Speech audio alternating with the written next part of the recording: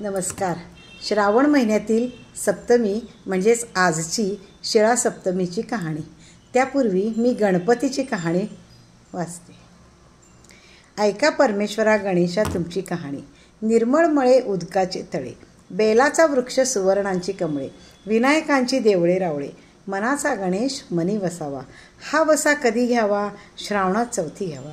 माही चौथी संपूर्ण करावा. संपूर्णाला काय करावं? पशा पहिलीचं पीठ कांडावं. 18 लाडू करावेत. 6 देवाला द्यावेत, 6 ब्राह्मणांना द्यावेत. 6चं सहकुटुंबी भोजन करावं.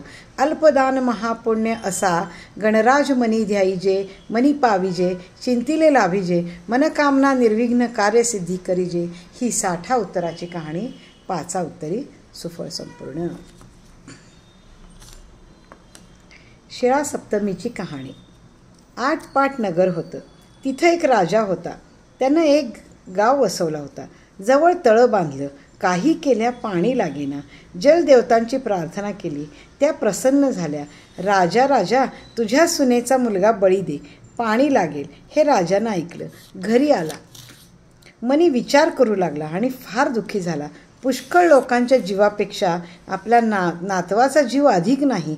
ही गोष्ट घडतेच कशी? सून कबूल होईल कशी? तशी त्याने तोड काढली.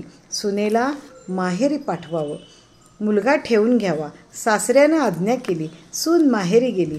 इकडे राजाने चांगला दिवस पाहिला. मुलाला न्हाऊ घातलं, माखू घातलं, जेवू घातलं, दागदागिने अंगावर घातले आणि एका पलंगावर निजवून तो पलंग तळ्यात नेऊन ठेवला. जलदेवता प्रसन्न झाल्या. तळ्याला भरपूर पाणी आलं. पुढं राजाची सून माहेराहून येऊ लागली. भावाला बरोबर घेतलं. मामंजींनी बांधलेलं तळं आलं. पाण्याने भरलेलं पाहिलं.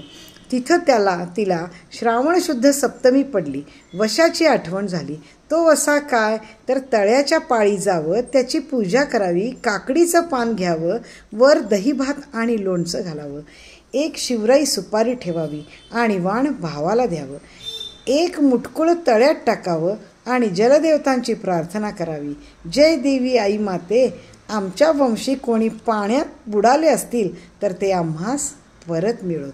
याप्रमाणे तळ्यात उभं राहून तिनं त्या दिवशी प्रार्थना केल्यावर बळी दिलेला मुलगा पाय ओढू लागला. पाय कोण ओढतं म्हणून पाहू लागली. तो तिचा मुलगा दृष्टीस पडला. तिनं त्याला ओढून कडेवर घेतलं. आश्चर्य करू लागली. सासरी येऊन लागली. राजाला कळलं. सून आपल्या वडील मुलासह येत आहे. राजाला आश्चर्य वाटलं. त्यानं तिचे पाय धरले. तिला विचारलं, अगं मुली, तुझा मुलगा तर आम्ही बळी दिला होता, तो परत कसा आला? मी शिळा सप्तमीचा वसा घेतलाय. तळ्यात वाण दिलं, जलदेवतांची प्रार्थना केली. मूल पुढं आलं तसं उचलून कडेवर घेतलं. राजाला फार आनंद झाला. तिच्यावर अधिक ममता करू लागला.